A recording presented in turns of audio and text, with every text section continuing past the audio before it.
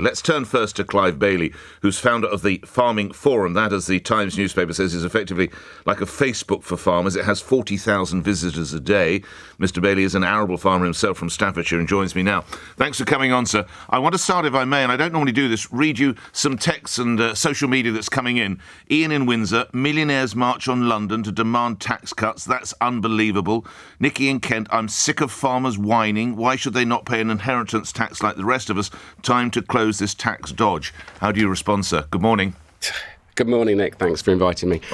Yeah, it's understandable. You know, we have these huge assets. Farms are very valuable things. The amount of money that's involved in running a viable family farm does run into the millions. There's no kind of getting away from that. But, you know, that's our shop floor. These are tools of our trade. If you take them away, and that's the only way this tax can be paid, because the profits from farming are so low, less than 0.5%. So there could be millions tied up in your toolbox, so to speak. But it's like asking a mechanic to sell his spanners so he can pay tax. He's not a mechanic then anymore, is he? So the only time a farmer can become a multi-millionaire wealthy and have that money is a day sells, which is not something that's we don't think like that.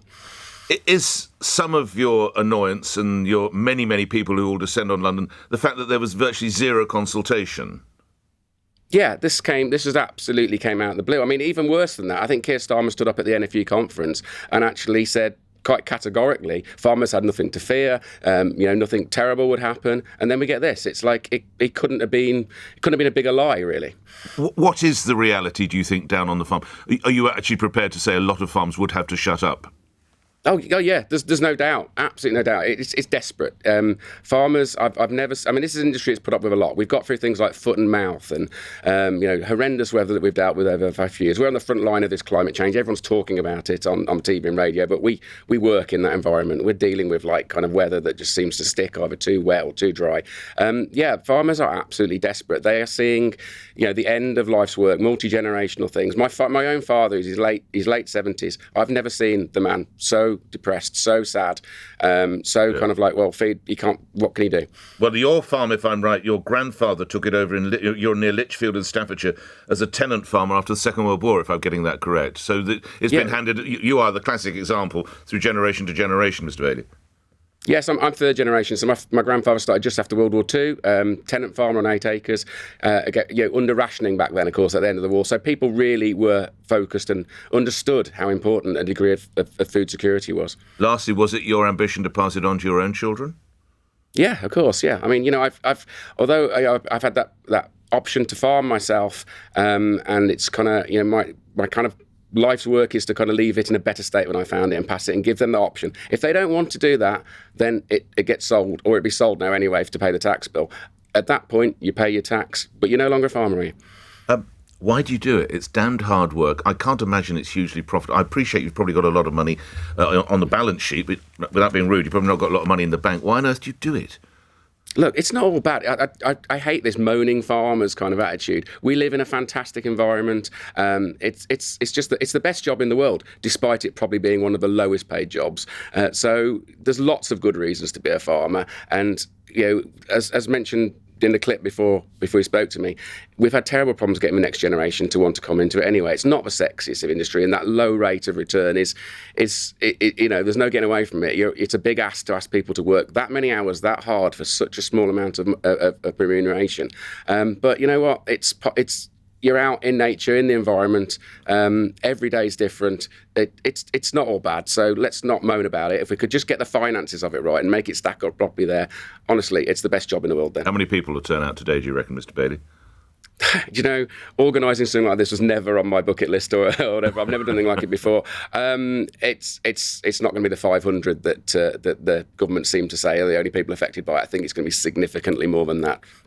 Hopefully a lot, and hopefully the snow's not stop people getting down here. Indeed. Yes, safe travels to all of them. Thank you. Clive Bailey, you are founder of the Farming Forum. You're an arable farmer yourself from Staffordshire. The Farming Forum is effectively, as the Times says, a Facebook for farmers. Let's get some political input. Tim Farron is Environment Spokesperson for the Liberal Democrats, MP, of course, for great farming land as well, Westmorland and Lonsdale, and it has to be said, has been a champion of farming and farmers' causes for some time, and joins me now. Good to speak to you again, Mr. Farron. It's been some time. What do you hope comes out of today? Morning, sir. Good morning. Well, thanks for having me. Well, I really hope that I hope politicians listen to what farmers have to say. I hope that the country as a whole, though, understand that what the government is doing is deeply unjust and also very stupid. It's unjust because the reality is, I looked at 4 case studies in my own area yesterday that a local accountant handed to me. All 4 of those family farms would have to sell up some or all the farm to pay the inheritance tax. Only one of those 4 farms was there an income greater than the minimum wage, and even then not by much. And of the other 3, 2 were half the minimum wage, one wasn't making anything at all. And so people need to understand, we're not talking about wealthy people. We're talking about people who, yes, have an asset, but it's worth nothing to them unless they sell the farm and get rid of it and don't farm anymore. And then what happens? Well, it gets bought up by some private equity firm. Big corporates take it over and they don't farm it. They don't produce food. So it's not just, it's unfair, it's not progressive, but it's also incredibly stupid because it's reducing Britain's ability and capacity to feed itself at a time of great uncertainty. I'm sure the cases you've just cited bear that out, but how much has the issue been clouded, Mr. Farron, by some very rich business people who have used the purchase of farmland as a sort of tax efficiency? Has that rather clouded the issue, do you think? Yes, possibly. And I think that there are ways around this, though, aren't there? I mean, I know, for example, on the continent, when there are similar kind of tax systems, they have a kind of active farmer test. And so it wouldn't be difficult to demonstrate whether the person was actually a farmer or was just hanging on to the land in order to avoid paying taxes. As a politician, as a well-known leading politician, is that perhaps, does it fall to you? In France, you effectively need what I read as a licence, and the local authority has to decide that you are a legitimate farmer. You've not just bought farmland as a rather crafty dodge. Might that be something to pursue, Mr. Farron? Well, yes, and so let's look at ways of doing this. There are people who've used, owning land as a way of getting out of paying the taxes. Those people don't farm, and it's fairly easy to spot them. Is there livestock? Are there crops? What are you doing on that farm? And if you're just land banking it, if you're just using it to take carbon credits, which don't do the environment any good anyway, and just give people a bit of greenwashing, then people shouldn't be given those exemptions.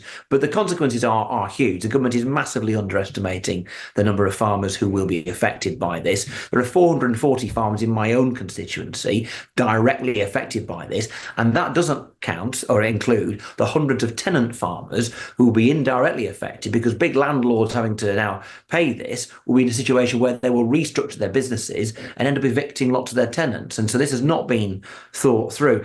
And as you said earlier on, Nick, it comes on the back of some terrible attacks on farmers in the last few years. Since 2019, livestock farm incomes have dropped by 41%. The last government completely botched the transition from the old scheme to the new one. Kemi Badenoch herself threw farmers under the bus with the trade deals, Australia and New Zealand. And so a lot of the anger you're seeing from farmers today is because after 5 terrible years between 19 and 24, they'd hoped things might get better. All right, I must leave it there. Tim Farron, thank you for your time. You're environment spokesman for the Liberal Democrats. You will be attending the rally later today. Trouble down at the farm, do you support them? Or, as a lot of emailers are already saying, why should they enjoy this tax dodge?